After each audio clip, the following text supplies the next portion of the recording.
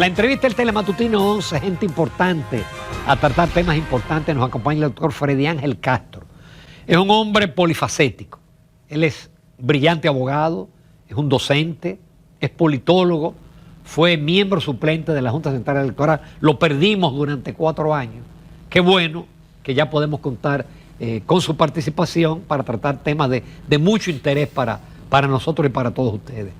Freddy Ángel, como siempre, bienvenido, usted socio honorífico de este programa. Muchísimas gracias, Ramón, por la invitación. Una vez más, muy contento de estar aquí contigo y el público que nos sigue nacional e internacionalmente, porque recibo los reportes. Sí. Gracias a Dios tenemos un buen rating. Y cuando hay invitados como tú, el rating sube aún mucho más. Bueno, hay muchos temas, pero es un tema obligado, porque Trump ha copado los medios, que usted ve que la noticia local a veces está abajito, y los de Trump, los aranceles, ahí sale un Twitter donde le dice todo al presidente ucraniano, le dice actor, le dice dictador. O sea, cada día hay una salida de este hombre, pero que goza de una gran popularidad y aceptación todavía, ¿no?, del pueblo norteamericano. Como politólogo, ¿cómo tú enfocas ese fenómeno? Porque definitivamente es un fenómeno político. Sí, Trump es un fenómeno de los medios de comunicación y además es un hombre que trabaja frontalmente la negociación, sabe confrontar, sabe demandar, sabe acorralarte y posteriormente procurar beneficios tangibles, ya sea desde su experiencia empresarial y ahora de la experiencia del gobierno. Pero yo quiero tal vez aportar un poquito más sobre Trump, el presidente Trump, porque mucha gente puede pensar que Trump es simplemente un show, sí, que es un mediático, que es un suertudo. No. Aparte de su experiencia, y en este momento Trump está siendo guiado por un think tank, es decir, un centro de pensamiento, que es la Fundación Howard Stern, que produjo un documento en el 2023 de más de 800 páginas, donde ahí está delineado todo lo que van a hacer los conservadores en el gobierno de Donald Trump. Él podrá salirse de algunas cosas del libreto, pero todo lo que él viene ejecutando está en ese documento estratégico.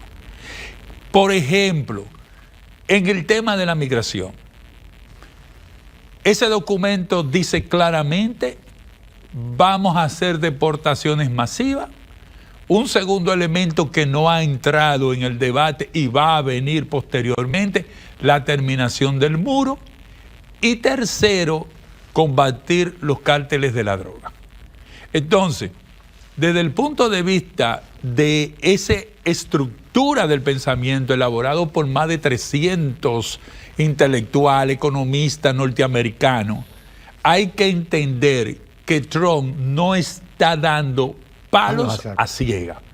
Él tiene una acción, ha producido más de 60 órdenes ejecutivas, lo que aquí en la República Dominicana se entiende como decretos, está acorralando su propio Congreso con decretos, tiene desmovilizado a los demócratas porque un día le tira la eficiencia del Estado, otro día le dice que está evaluando devolver $5,000 a cada norteamericano para que vean el fruto de la ineficiencia del gobierno de Biden.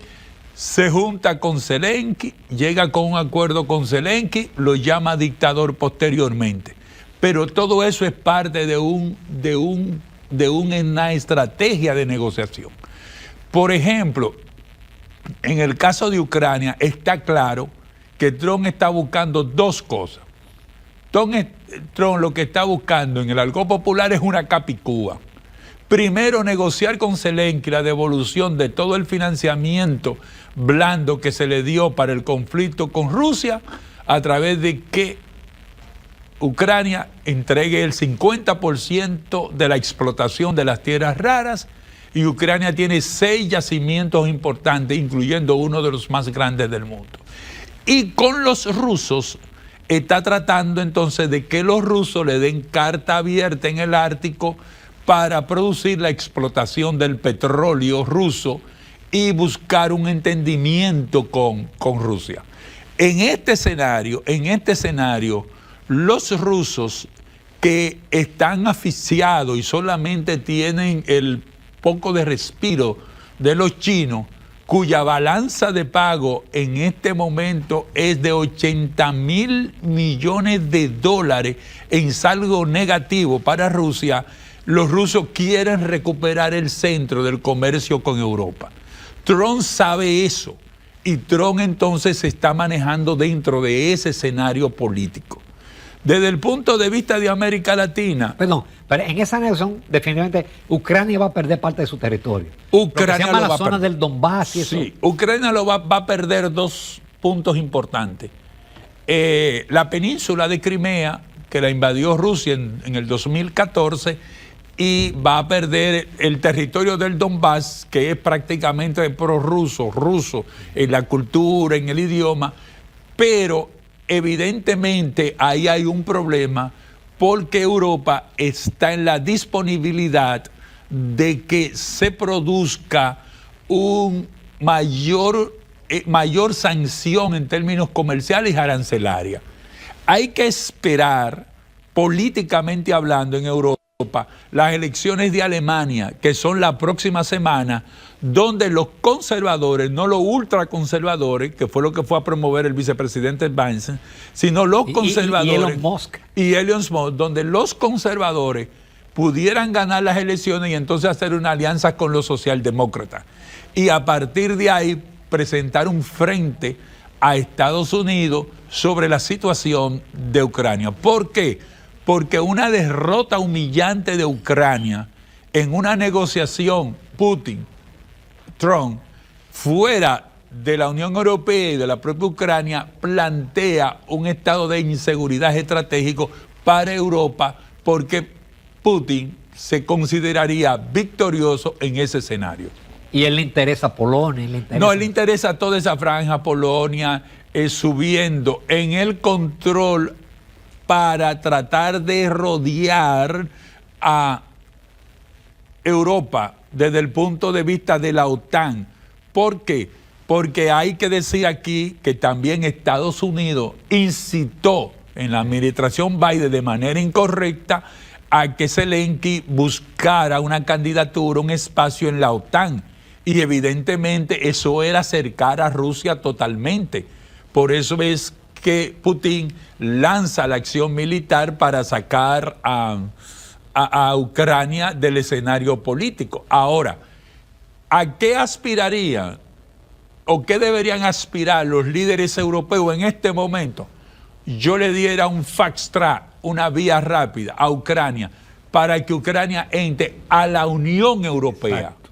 Con un estatuto de observador y negociador de forma tal que el huracán Trump más Putin no la barran en términos prácticamente existenciales y operativos. Perfecto. Y en la parte de América Latina con el Canal de Panamá, México y Canadá. El Canal de Panamá tiene una característica que podíamos decirlo, una geopolítica y una jurídica. El Canal de Panamá está normado por lo que se llama el principio de neutralidad. Tratados Torrijos-Carter. Cualquier violación al principio de neutralidad del Canal de Panamá le da a Estados Unidos, legalmente amparado en el derecho internacional, la posibilidad de intervenir en el canal y desconocer el tratado y por lo tanto recuperarlo. Esa es la parte jurídica. Aparentemente los panameños han estado haciendo algunas concesiones a los chinos sobre el recurso. Pero en la visita de Marcos Rubio, Panamá se comprometió a no renovar el acuerdo de la seda. Para los amables televidentes, el acuerdo o la ruta de la seda fue una política que iniciaron los chinos en el siglo XVI Y con esa política los chinos estaban desarrollando en una envolvente todo el comercio hasta que se interrumpió con el conflicto militar que hubo con Japón. Entonces el Partido Comunista Chino ha procurado de nuevo introducir, esa es su política comercial, lo que se conoce como la ruta de la seda, que no son más que acuerdos comerciales, y lo desarrollando. Y puertos en casi toda América Latina. Y en el caso de América Latina, entonces hay un problema militar, político-militar, geopolítico-militar, que fue la inauguración del puerto del Chancay en Perú, que es un puerto de amplia profundidad, de alto escalamiento, como querían los chinos aquí, que se le entregara el puerto de Manzanillo, que es un puerto de aguas profundas y de anclaje fácilmente de buque militar. Entonces, en el canal de Panamá, parece que los panameños están entendiendo la política de Trump. Porque ellos tienen 2 muelles. Ellos tienen 2 muelles. 2 puertos, sí. Entonces, ahí hay un problema que se está planteando. Los chinos están tratando también de renovar la posibilidad de abrir una vía por Nicaragua, que esos estudios están ahí, pero políticamente parece que no ha sido posible. Además es muy ancho Nicaragua. Demasiado ancho, y ellos preferirían abrirse con ese puerto. Panamá sí garantiza la neutralidad del canal y el pago de las tarifas, no tendrías mayores inconvenientes con los Estados Unidos. Eso es importante desde el punto de vista político, ¿tú ves? Eso, pero la otra parte, bueno, México, Estados Unidos y Canadá tienen un tratado de libre comercio, que lo modificó Trump con el TEMEX en el 2018, pero sí le impone aranceles prácticamente la ruptura del tratado. Sí, no, Trump prácticamente no va a respetar ese tratado. Trump va a plantearse sencillamente dinamitar ese tratado por una cuestión sencilla, y es que hay demasiada inversión china en México, transbordando la frontera y aprovechándose de aranceles bajos que están penetrando la economía norteamericana. Tienen una triangulación. Tienen una triangulación que es prácticamente desleal. Entonces Trump lo que está diciendo, yo no te puedo dar un tratamiento de que tú me des un trato arancelario, yo date un tratamiento de un 10% y que tú de alguna manera eso lo estés transbordando. Inclusive ya en la fabricación de los vehículos eléctricos, que hay muchos desarrollándose y plantas en México, ya los senadores republicanos acaban de introducir un proyecto de ley en el Senado para quitarle todos los incentivos y para gravar los carros eléctricos en Estados Unidos, porque dicen que usan las vías de comunicación y no pagan los impuestos. En el caso de Canadá, Canadá está tratando de buscar un trato preferencial, pero el primer ministro Jean Trudeau visitó recientemente a Xi Jinping procurando desplazar algunas exportaciones que hacen los canadienses a Estados Unidos, buscando nuevos mercados alrededor del mundo, y obviamente también India es un pastel apetecible. Por lo tanto, en el caso de Trump, yo pienso que él se va a entender con esos 2 socios cercanos, Canadá y México, pero sobre nuevas tarifas arancelarias, no sobre una simetría arancelaria. Para disminuir el déficit. El déficit en su balanza de pago. Finalmente, en ese tema, ¿tú crees que República Dominicana podría verse afectada o beneficiada de las políticas de Trump? Va a ser beneficiada. ¿Por qué? Porque cuando se produce la visita de Marco Rubio a América Latina, es la primera vez que un secretario de Departamento de Estado no inicia la gira en Medio Oriente o no la inicia en Europa, la inició en el Caribe. En el caso de la República Dominicana, va a salir beneficiada porque tal vez por eso del comentario que tú hacías de la bandera de Dios, patria y libertad, resulta que ahora a nosotros nos viene el tema de las tierras raras. Sí. ¿Qué pasa? En el caso de la tierra rara, los norteamericanos no van a permitir que nadie explote esa tierra rara, al menos que no sean ellos en alianza con nosotros. Marco Rubio lo dijo en la visita, vamos a ser socios estratégicos. Entonces, es importante para ellos contar con ese recurso tan cercano en términos de tierra rara, aunque Brasil lo tiene, pero está Lula, porque ellos tienen 3 yacimientos, tres explotaciones en Estados Unidos, que es una que está en California. Esa de California es muy bajita en términos operativos, los controles ambientales son muy fuertes, tienen una en Wyoming y otra en Alaska. Habría que ver qué va a hacer el Estado Dominicano, si va a hablar de explotación de las tierras raras aquí o de la extracción. Y yo pienso que ahí es importante las declaraciones que dio el presidente Leonel Fernández, y que yo estoy de acuerdo de que con esa ley de minería nosotros no podemos enfrentar esta explotación de estas tierras raras, porque se necesitan recursos de altísimo nivel, porque había que ver también en términos del pasivo ambiental. Entonces nosotros no vamos a beneficiar. ¿Por qué? Porque va a haber un aumento de la cuota para nosotros en términos de visas, de inmigrantes y de turismo. Además, nos vamos a beneficiar de la aplicación rápida en términos de nuevas implementaciones que está haciendo el Departamento de Inmigración de los Estados Unidos.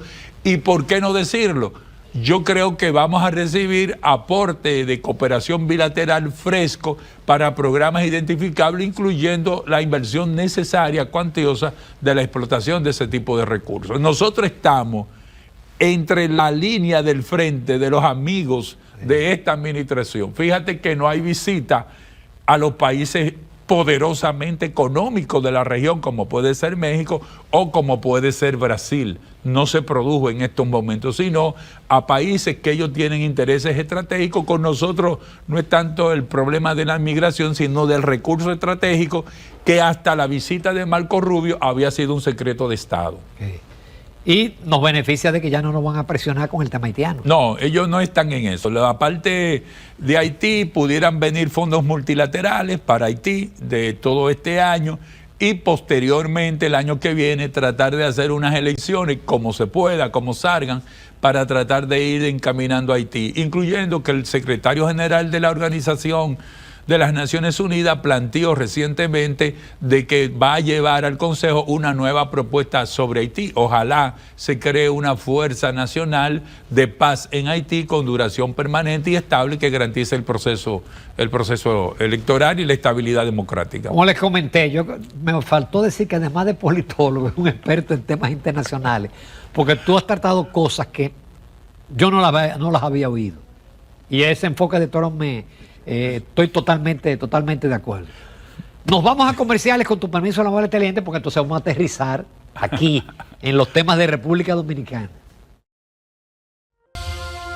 Continuamos esta interesante entrevista con el doctor Freddy Ángel Castro. Ya él hizo todo un recorrido de lo que es la política de Trump y los impactos positivos para República Dominicana. Pero vamos ahora a República Dominicana, y yo quiero aprovechar su condición de que él fue suplente, pero un suplente activo de la Junta Central Electoral, porque hay un tema importante: las candidaturas independientes que surgieron por una sentencia. Los partidos en esta semana entregaron una cantidad de propuestas, pero la Junta tiene la responsabilidad de crear el marco legal. ¿Cuál es tu opinión, Freddy, sobre el tema de las candidaturas independientes y qué cosas deben de ser reguladas?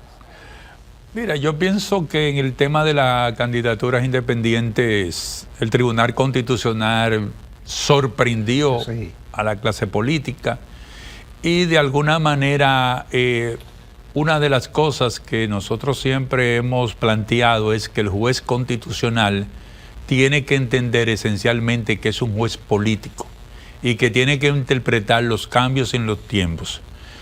Yo te podría decir que esas candidaturas, aunque han estado latentes, en estos momentos va a crear una gran dificultad.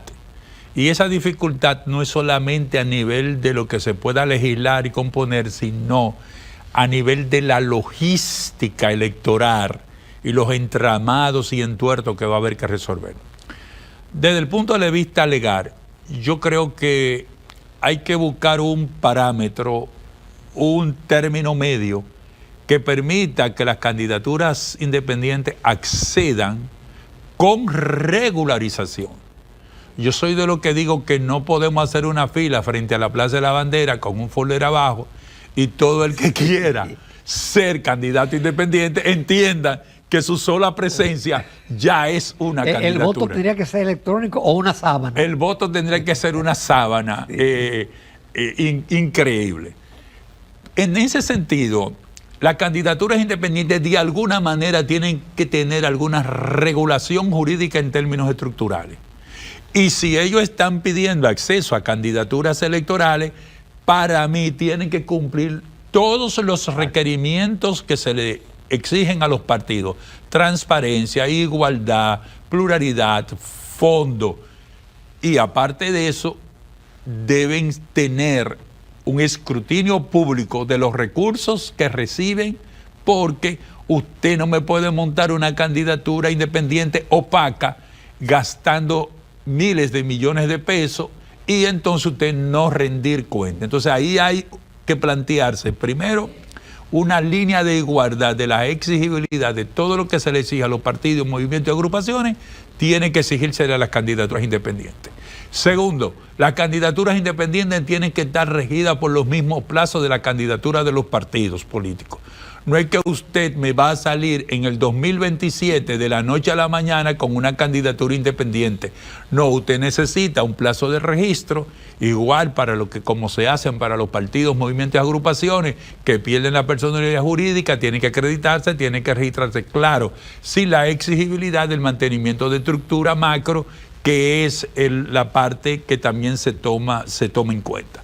Desde el punto de vista también de los partidos políticos, creo que llegó la hora que los legisladores planteen que las candidaturas independientes no pueden ser el resultado de aquellas primarias internas de los partidos políticos, que yo me inscriba en una candidatura, la pierda, entonces me levante con una candidatura independiente. No, el que corrió en una candidatura interna no puede ser o no debería ser candidato independiente en ese periodo para evitar un transfugismo real, porque no es el transfugismo político como tal de situaciones que se dan al interior de los partidos. Esto sería un transfugismo real que afectaría el proceso electoral. Sin embargo, yo creo que también hay que entender, y los partidos políticos tienen que entender, que tienen que hacer las tareas. O sea, los partidos políticos llevan un nivel, la mayoría, de desconexión con la realidad, se han convertido en maquinarias electorales. Y esas maquinarias electorales entonces las puede montar cualquiera con recursos, cualquier tipo de persona que esté dedicado a tipo de negocios no muy transparente. Entonces, deben dar ejemplo también la clase política, porque no es posible que uno va a un proceso electoral, la gente te elige síndico, y entonces vienen 30, 40 síndicos, se pasan de un lugar a otro, se van de un partido a otro, tú eliges senadores, se van de un partido a otro. Entonces eso desmerita la clase política dominicana y le hace daño a los partidos. Los partidos deberían entender que están en una fase delicada institucionalmente hablando, porque esa tasa de rechazo en términos no directa, sino de abstención, es porque la gente te está diciendo, pero ¿qué hago yo con ir a votar? Cuando esta persona yo lo voto y en términos de 15 días ya me está pasando, aún en el mismo proceso, me está pasando a otro partido. Entonces los partidos tienen que trabajar en esa dirección.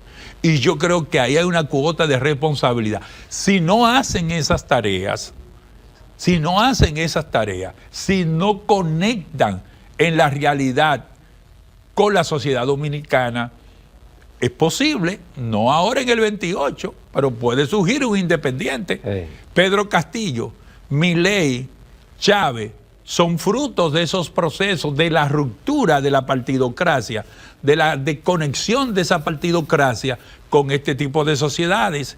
Y si aquí hay personas, si aquí coge un independiente y te conecta con el tema haitiano, y te dicen, no más, yo cierro la frontera y se acabó.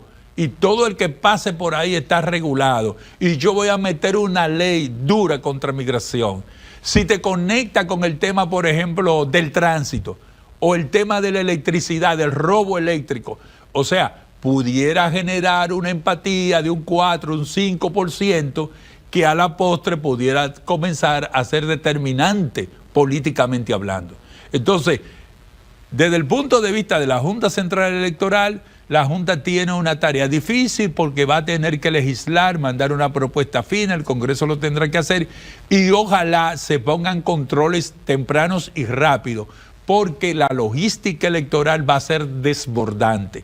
Si esto se desborda, no hay otra forma de hacer el proceso electoral que no sea con el voto electrónico. No se puede contabilizar en una regiduría, por ejemplo en Santo Domingo Este, donde fueron casi 3.000, no se puede contabilizar cómo tú cuentas 10.000 candidaturas a regidores en 3 o 4 horas. Eso no es posible. Y además preferenciales. Y preferenciales también, que debería de reevaluarse el problema preferencial, porque con el método de Homs, algunos partidos políticos han estado planteando que solamente beneficia a los mayoritarios, pero ahora no es que solamente beneficia a los mayoritarios, es que ahora complica toda la matemática, la ingeniería política en el colegio, donde yo te puedo decir por la experiencia propia, ahí llegan un gran porcentaje, un 30, un 40% de analfabetos funcionales.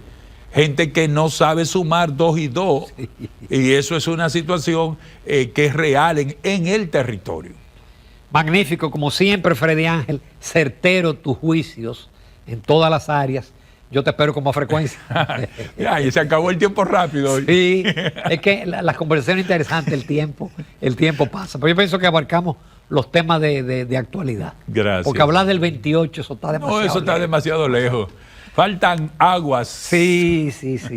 Gracias, Freddy Ángel. Gracias. Nos vamos a comerciales, nos vemos en la recta final del Telematutino 11.